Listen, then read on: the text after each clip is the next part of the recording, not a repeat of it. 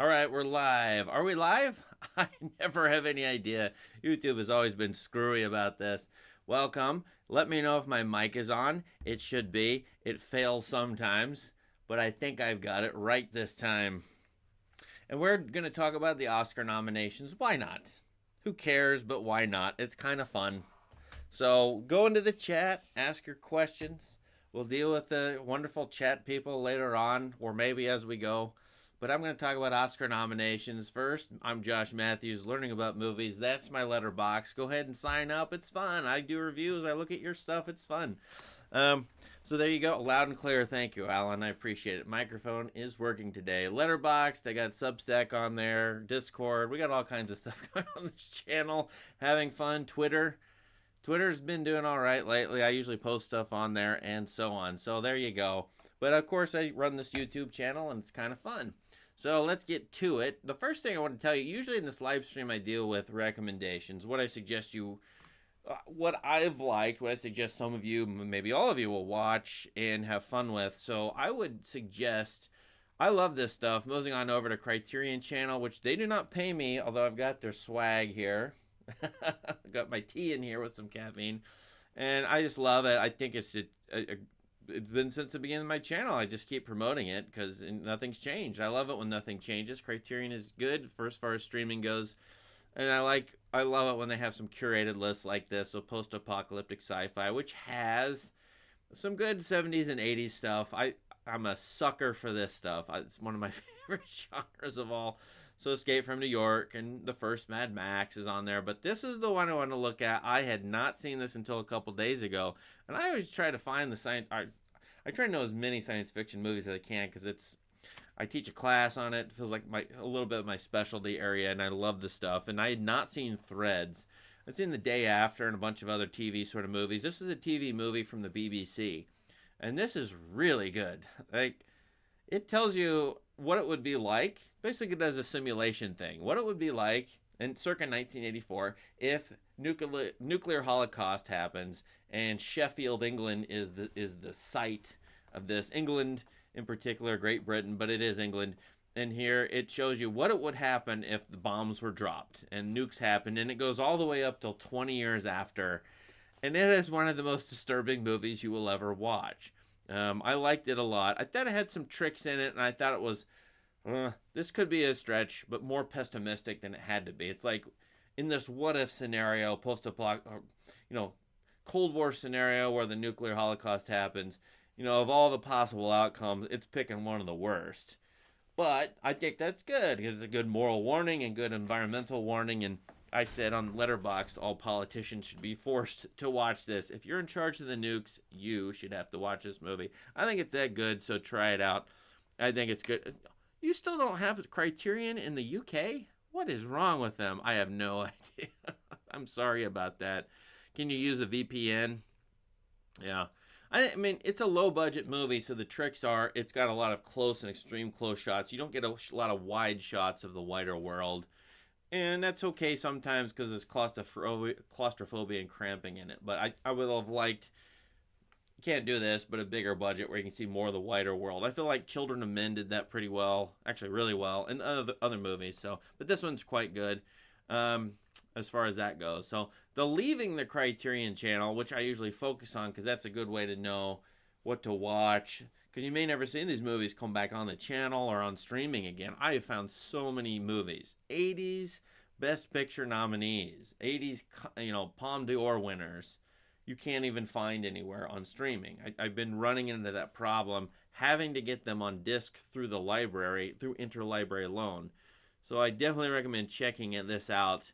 What's leaving the channel, what's leaving any streaming service. But, I mean, there's some classic movies here that I'm not in love with, like The Lady Eve or Easy Rider. Probably, if you're a cinephile, you should probably know these movies. I'm not in love with them myself, personally, as a viewing experience. Johnny Guitar right there. But, at the top of this, pretty good if you want to check it out. So there you go. Now, blah, blah, blah. Here we go. Kurdistan. I did not know we had people from Kurdistan. Oh, my gosh. Welcome, the entire world. I'm still waiting on the viewer to say hello from Antarctica. I've had people comment on the channel from Antarctica, but not on a live stream, which I think would be a lot of fun. So if you're ever from Antarctica, let me know. Um, yeah, Oscars predictions. This is the 2024 Oscars. It just so happens I've been dealing with a bunch of videos where I've been dealing with 1980s Oscars, revisiting them, watching all the Best Picture nominees, as many movies from the year as I can, and like redoing the Oscars. So I feel like this is going to happen again, where they pick a winner that in 20 to 50 years is not going to be remembered, and this might be seen as a mistake. I don't know that for a fact, but it could be. Variety, I just picked the first Google result, but Variety here is predicting, and I don't know on what basis, the winners. So let's look at the Best Picture list. We can complain about the snubs. I probably will. But there's your list. And, you know, one of my complaints is that most of these movies are not available on streaming. You know, you got to live in a big city and then do the commute and go through traffic to get to these movies that were only playing in the movie theater and still are. For me personally, Killers of the Flower Moon did not come to my movie theater until 2 weeks into its showing. The Holdovers played 2.5 hours away. Most of the rest of these, not even within 4 hours. Maybe I just live too far away from civilization. The only 2 movies that were in my movie theater, Oppenheimer and Barbie. Now, I did see 7 of these 10. I've not seen Poor Things, The Zone of Interest, and American Fiction. So, I am not capable of, you know, really judging this well. But to be honest with you, if you go through the voters for the Oscars, do all of them watch all 10 movies carefully? I have my doubts. I'll be very nice and say I have my doubts. I think probably most of them watch most of the movies. Are they all going to watch Anatomy of a Fall? I don't know. So there you go. And how many of them are going to vote for the known versus the unknown? Okay, so there you go. That's always a problem. Who are the voters? Why do they vote for what they vote for? And that's the usual caveat with the Oscars. It's a marketing scheme. Okay, fine. So you can put Best Picture nominee, you know, on your Blu-ray disc or whatever it is. You can sell movies that way. Fine. And it's a feel-good award thing for people who haven't gotten awards and they like to stack up awards. So, okay, great. You know, I usually find these to be of interest for what other people like, but not for myself. So I'm seeing some things missing here. If I were to choose this, I would definitely put on, and this is me because I'm a weirdo, Beau is Afraid. I love that movie. I'll say that for the 10th time on this channel. You know, it's not on here. Didn't get any nominations. And I understand why people didn't like it. I was surprised Asteroid City didn't make it, though. Isn't Wes Anderson somewhat of a darling? I think a lot of these people like him who choose the nominations or vote on this thing, but he's not on here at all. Okay. Are there other snubs? Yeah, probably. But here are the 10 movies. I think they're pretty short. You know, they try to put on international films. I mean, they've been doing that, but not well. So my guess is there are good ones. Frankly, I love Society of the Snow, and it should be topping 4 or 5 of these. I think that was a very well done movie, and it's not on here. I like it better than other movies that I've seen here. So where is it at? There's probably a bunch of snubs like that. Of this list, you know, I personally, just me, would be happy with Anatomy of a Fall or Killers of the Flower Moon winning. And that's me not having seen Zone of Interest and Poor Things, okay? So just so you know that. But either of those I think are worthy and probably will hold up. I can only guess, but probably will hold up over 25 years. I think in 25 years people will be watching those movies, or, you know, will come to them like we do, and they'll be on a Criterion disc. They will be a forgotten classic, something like that, you know. And I think those will hold up over time. The rest of these I'm not sure about. Oppenheimer might. I'm still complaining. I think the third act was wrong. It's too complicated. I would have to explain the entire movie to a class. That's the way it would go if I tried to teach it, okay? I will say that once again. But it's here, and Variety says, hey, it's going to win. I'm looking at this, that's probably the case. Unless they decide Killers of the Flower Moon is better, which I don't know that they will. I think Oppenheimer finally, it'll be like Nolan's turn. That kind of thing will show up. Especially because when I looked at the actor in the leading role, I looked at that and I thought actually Cillian Murphy would win. I mean, of the group here, they're picking Paul Giamatti, which, okay, he must have a lot of friends. I like the performance. I always like him and stuff, but I thought Murphy would win out of this group. So I thought Oppenheimer was kind of set up to win a few awards. And they're picking Nolan to win Best Director, which I like Anatomy of the Fall so much. I don't see why that wouldn't, and Scorsese knocked out of the park with this one, so I don't know. Yeah. This could be Nolan's year. Anyway, what do you think? I should look at the comments. I'm kind of oh yeah. The snub is May December. I mean, May December is a very good movie. It's well thought through. It's well done.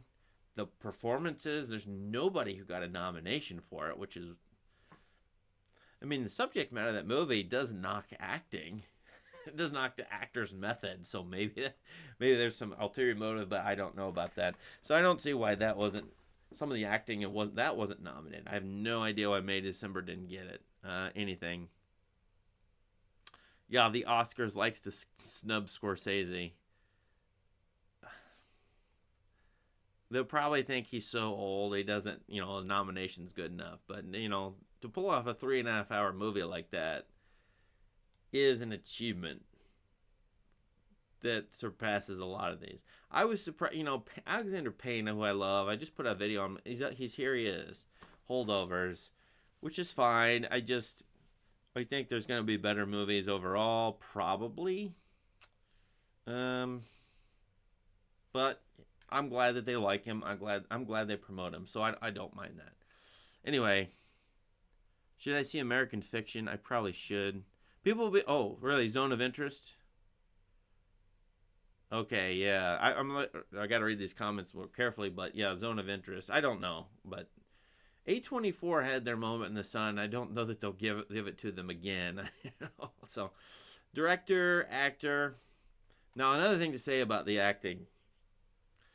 And I just read a rant, should I call it a rant, by Doug Liman, the director, who is very upset at Amazon for taking his new movie and putting it on streaming rather than putting it in movie theaters.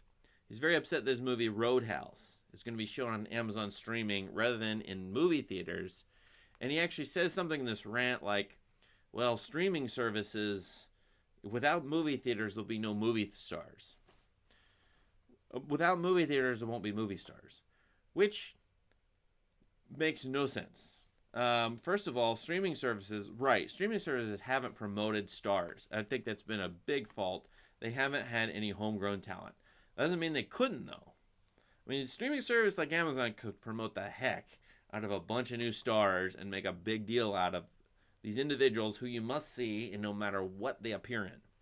And they can sign deals with these stars and put them in anything, a bunch of different movies and TV shows, and promote the heck out of them. So it's not necessarily logical that a streaming service couldn't make stars. But the other problem is that Hollywood itself does not make stars. Look at this list. These are all old people. I say that because Bradley Cooper and Cillian Murphy, they're like 3 or 4 years older than me. Well, if you think I'm old and look at my beard, okay, yes. So where are the 20-year-olds at?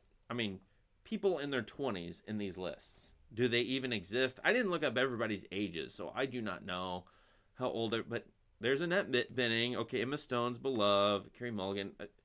Sandra Hüller. I don't know how to pronounce her name. That's the German I know. Sandra Hüller.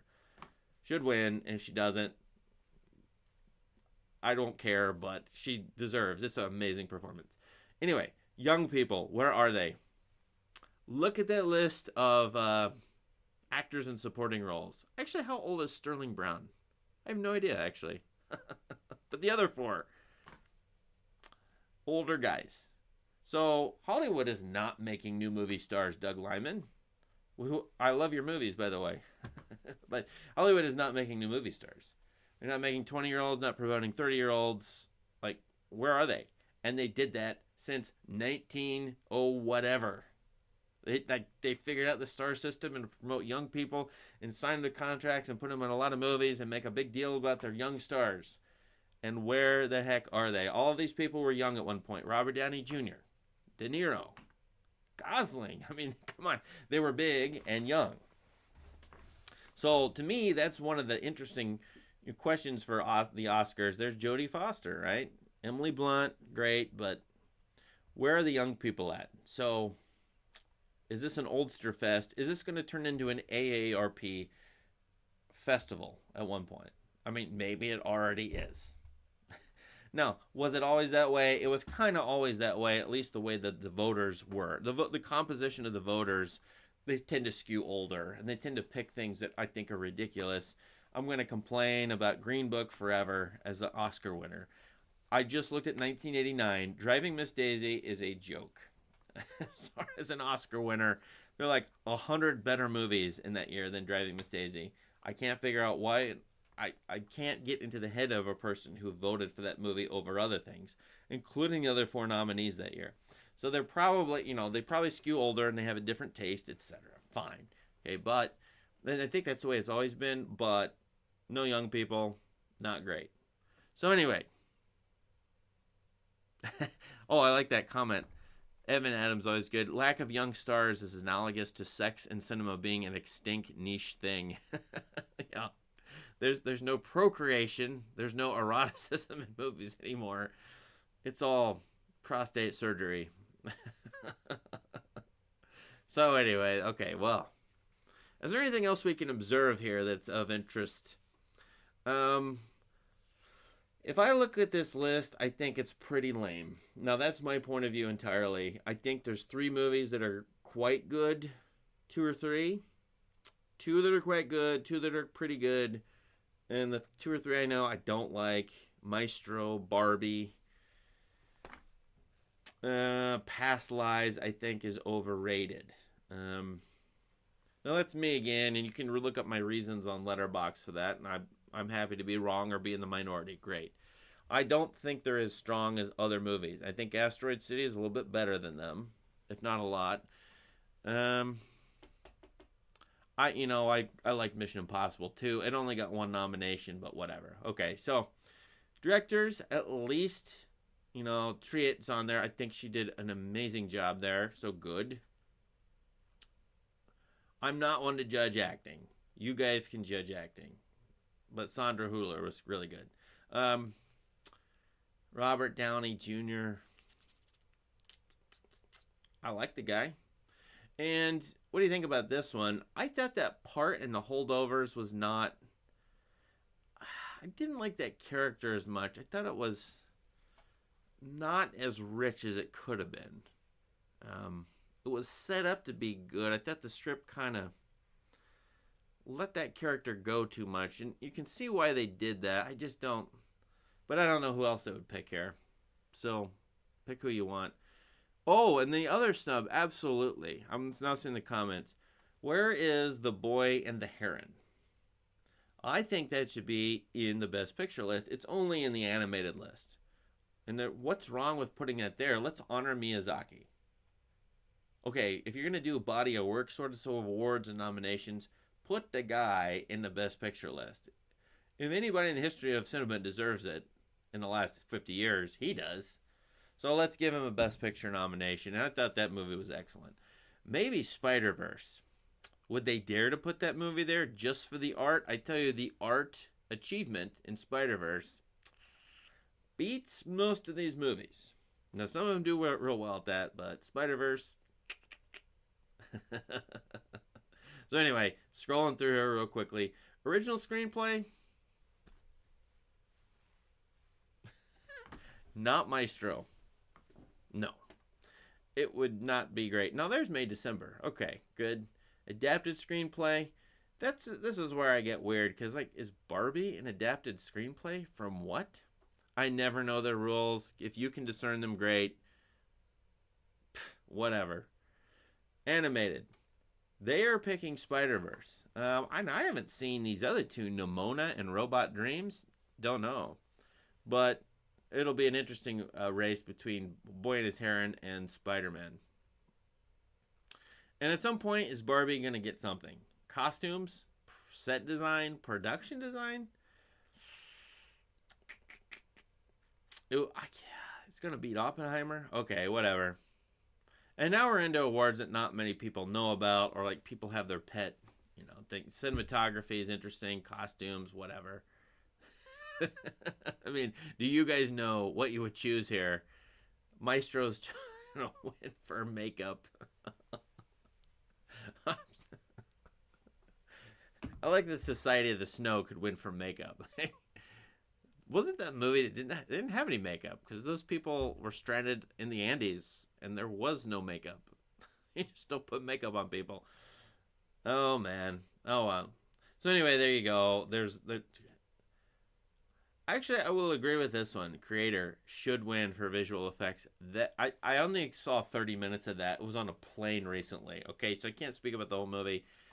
I couldn't believe what I was seeing in this movie, and I need to put it on a big screen. I turned it off on the plane because I thought, no, this is not the way to watch this movie. I thought it looked amazing, but maybe it won't on a big screen. Anyway, what do you guys think? Let's go to the... I've been doing this for a few minutes. Let's go to the chat. I gotta look at that. What would you pick here, by the way? Or what are you picking in these other awards? Anybody have a favorite? Something they strongly, strongly recommend? Let us know, because I haven't seen, and I doubt many people have seen, what these 5 movies, international feature, which is the best? Perfect Days by Wim Wenders. And no, I haven't seen that either, because it's not been out in the movie theater. Let's check it out. What are your questions? What are your comments? I'd love to read these. Thank you for the compliments. I appreciate them. Really do. Threads is crazy. Threads is crazy good. Threads, if it were released right now today, as it was in 1984, would be a strong contender for Best Picture. It would be in the top 5 of this list. There's no doubt about it.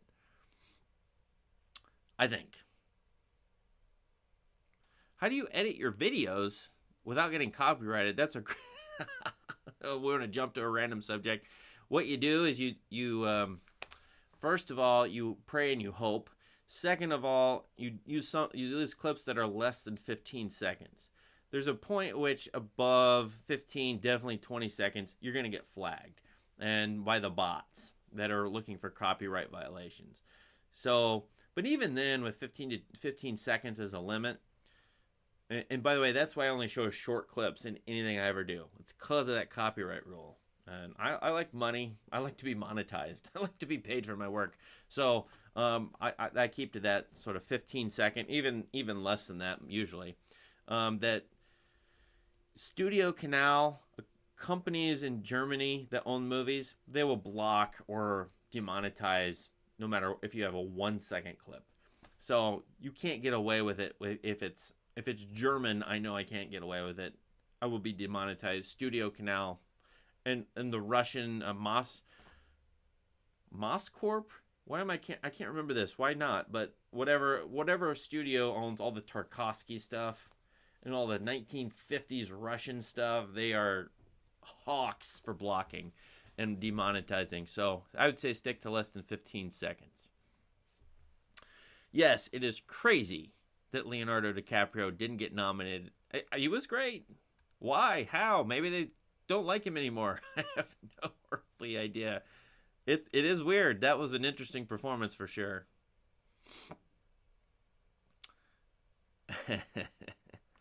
All right. A good year for auteur comedies. Yeah, what were the trends? What are the trends? I have, trends. I don't know. I'd have to really ponder that in my heart of hearts. I didn't see patterns revolve, but you probably did, so you might know. Charlie Melton, yep, on May, December. Got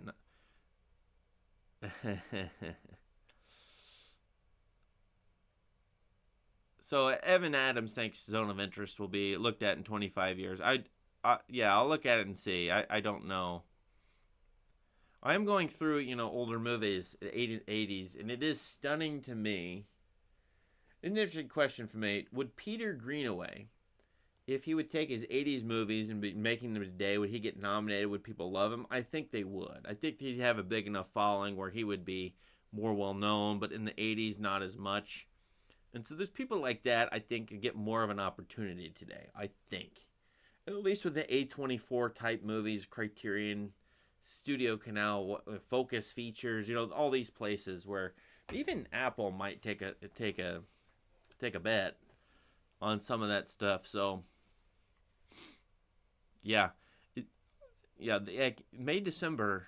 Why didn't it get nominated? It really, if you look at that carefully, it really hammers method acting. I couldn't believe like what it was saying about actors, which is well deserved criticism, in my opinion. Yeah, Neon. Yeah, Neon's coming up. You see that with what's released. So Neon's a company, and they've got Anatomy of a Fall here. What else did they have though? There was something else. It was one of the animated movies too, but are they going to come up? Are they going to take A24s? Maybe. Are they going to compete? Maybe. Especially if A24 vacates a sort of good auteur, interesting script sort of things and goes towards more big budget stuff, which they said they would. Millie Bobby Brown, yeah, on Netflix. Yeah, you're that's right. I'm reading some of these great comments. It's so good. I know the Studio Canal is French. I was trying to say that European, and I can't tell who exactly, but I can't remember the German companies in the Studio Canal, and then they're the ones who block me. They claim everything. Mosfilm, and Mosfilm's the other one. Yeah, exactly. So yeah, Kurosmaki. Okay, so this I can rant about this. I didn't even see Fallen Leaves either. Aki Kurosmaki, probably pronouncing it incorrectly, from Finland. That guy should get something at some point. And if they're not going to give him a nomination, please give him like Best Achievement Award. I don't know, something like that, because he has a great filmography. Please do it. I don't know why he's not loved. Especially with the crowd who would like Jarmusch and Coen Brothers. Wes Anderson, I mean, quirky, weird, interesting, well thought through stuff, well filmed. Why is he? Yeah, there you go. I've seen several people say this. So, Fallen Leaves, I haven't seen it. Not my movie theater. Didn't come near and within 4 hours of me, but I would be willing to bet it's pretty good. Yeah. The Academy doesn't think cartoons belong in the Best Picture, says Wally Gropius. Cartoons. Once again, and we have the same problem every year since forever. If you look at this list, where are the comedies, ha-ha movies, or movies that end well, and where are the cartoons? Yeah, well, sometimes they do it, especially when they expanded the list to 10. When the list was 5, oh my goodness, never in a million years would you see, rarely would you see those. But you do get Barbie, whatever you think of it. You get The Holdovers, kind of a sad sack comedy, sort of. Nothing else. No, I don't know about American Fiction. I know that's a satire. So you let me know if it's really a sort of a ha-ha comedy. But yeah. If I were to, the conclusion is, if you or I, most of you in the chat, were to redo this, what would we do? We'd probably keep 3 or 4 of these and get rid of 6 or 7 and put in some of the ones we've mentioned. So that's the takeaway here. So they got some things right, but yeah. The Oscars are meaningless. Yeah, I know. I mean, I say that every year. The Oscars are also a moneymaker for the studios interested in leveraging prestige to boost ticket sales. Yeah, right. Or to boost sales of whatever. Streaming services now, apparently. Do they need to add any categories? Yes. They need to expand the best acting categories to 7. Something like that. because 5 is too few. I mean, how many movies are released every year? 30-some thousand? 100,000? They need to do more. And since they want to be international and diverse, why are they doing just 5? I have no idea. Maybe they want to make it special, but 7 is as special as 5 in my opinion. So there you go. Maybe it's too many people. I don't know. Yeah, you're right. Everything Everywhere did win, so you're right. What else do they need to add? I had something else. I mean, they could do, of course, what the Golden Globes do, but then the Golden Globes are confused because they don't know what a comedy is sometimes. they get that categorization, or they make it weird sometimes, and so then it's arbitrary, I suppose, what's a drama and a comedy. But it would be nice if they had not just best picture, but like best different sorts of pictures. Would that increase the interest? It would at least increase the ability to market this stuff, I think. My thoughts on Greta Gerwig being snubbed for Barbie. You know, you can read what I wrote about that movie. I don't know what to think because she co-wrote the screenplay. And so to a certain extent, the vision of the director's vision of the movie is sort of partly hers as the writer. The ideas in that movie it's like a smorgasbord of college 101 ideas that don't cohere, don't make much sense, and then end up being, I thought it was a marketing movie for Mattel. I don't see how it couldn't be seen that way. And that was more potent to me than the existential problems that Barbie had of realizing her own death, which I thought was an interesting idea that got punted and then not taken as seriously as it ought to be. So I didn't like this movie for a lot of reasons. Oh, I see. I didn't read the whole thing, Ashray. I thought the direction in Barbie was average, but I've seen so many ridiculous comments saying the Academy is sexist. I mean, they're going to complain and virtue signal about who's more moral than who, and then Nietzsche laughs at them. So, like, what am I? I can't judge. I mean, they're all... Many of them are hypocrites. Who cares? I mean, who knows? But I thought Barbie had really good art direction because it's fun to watch. In fact, I was watching people watch it on the plane that I was on, a couple plane trips I was on. You know, it's kind of fun to look at it and kind of observe it and just not even think about it, but kind of look at it and study it. And it does some fun things with that. So I probably should have praised that more in my write-up, but I don't know what to think about that as far as the director. Yassi says his favorite is, or her, whoever you are, Wim Wenders' Perfect Day is your favorite movie. Okay, I'm going to check that out. And I know people are calling Flee, L-E-E, which I don't pay attention to documentaries much. So there are people who... I'm looking at what you said there. It wasn't nominated for animated, but it must be in documentary. I don't pay attention to that. What do you think? Sorry for the scrolling, but... Oh, you're saying it should have been, but it wasn't. Huh. PBS, 20 Days in... I don't know. Okay. Well, that's about it. It's kind of fun to do this, but in the end, I think half the time they do okay. I think the Cannes Film Festival is more interesting to me because they take risks, and sometimes the risks are silly. But a lot of times, if you look at that, and I'll pull it up for you. You just wait a minute. We'll do this. I'm thinking about how I'm going to do this, but I'm going to do like Palme d'Or versus, sorry for my pronunciation, but that versus the Oscar per year. And I'm just fascinated by what they choose, which sometimes looks weird, silly. But if you look at this list, I went to the 80s, like, oh, Paris, Texas. Oh, Kagamusha, you know. The Mission, they gave an award to David Lynch. They gave an award to the Coens before the Coens or Hollywood did, right? And there's Secrets and Lies. It's a really good movie. There's Mike Lee, you know, and they do weird things. And I rewatch some of these and think, yeah, that's actually a really good movie. It should be more well known. The Class is a really good movie. Okay, so if you haven't seen that, I really like that movie a lot.